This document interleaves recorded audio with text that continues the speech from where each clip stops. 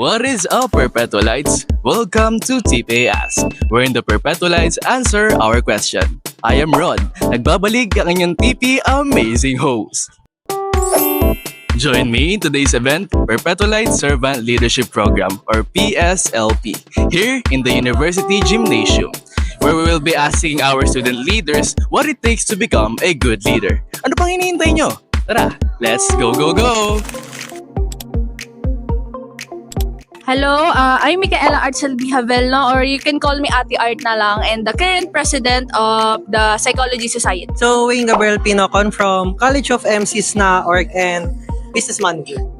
My name is Ivan Carlo A. Pua from the College of Architecture, and yung org na sinalihan ko ay yung UAPSA, United Architects of the Philippines Student Auxiliary, and ang position ko po doon ay 4th year batch representative. So hello po, I'm Josh Alcantara from the College of Nursing, currently the president po this school year. So, as a leader, hindi siya madali, lalo na ako na fourth year na, ang daming paper, thesis, tapos sumabay pa yung mga non-stop activities ng leader. No? So, being a leader, I think the good trait is being flexible sa anong mangyari man sa'yo, mapa-internal man or external factors na makaka-influence sa yung pagiging leader. Siguro yung character trait ng isang leader na laging nakikinig doon sa nasasakupan niya or doon sa members niya. Kasi yan nga, bilang may karanasan na din sa pagiging leader, for me, isa sa mahalagang trait talaga ng isang leader na nakikinig siya doon sa tao niya and nakikinig siya doon kung ano man yung opinions nila.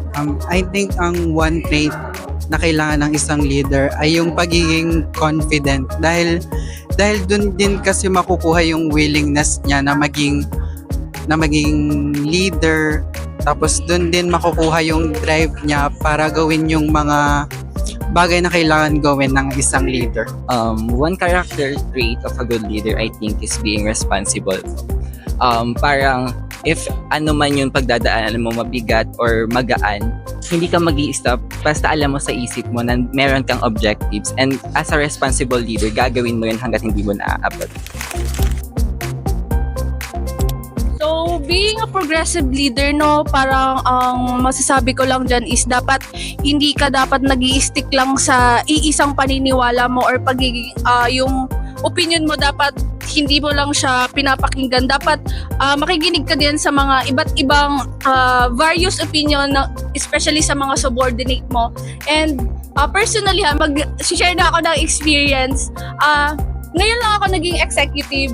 So, dumaan muna ako sa lower year kasi I do believe na bago mo makamit ang good leadership is dapat mapagdaanan mo muna yung pinaka-lowest. Kasi parang ganun ba, pataas.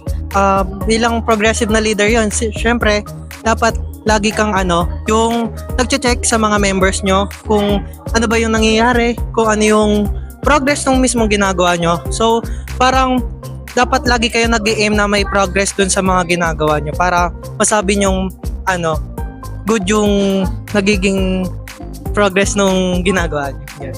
I think ang pagiging progressive leader ay yung consistent sa mga ginagawa niya. Kung ano yung ginawa niya sa una, consistent siya hanggang dulo, hanggang sa end of term niya. Hindi lang yung sa una lang siya magaling. Yun. A tough question, pero I think it means that actually yung progressive leader, hindi siya na-defined by just the success ng mga objectives mo. Pero I think yung hindi mo pag-stop sa pag-achieve ng goal mo, that's what you call the progress of being a leader.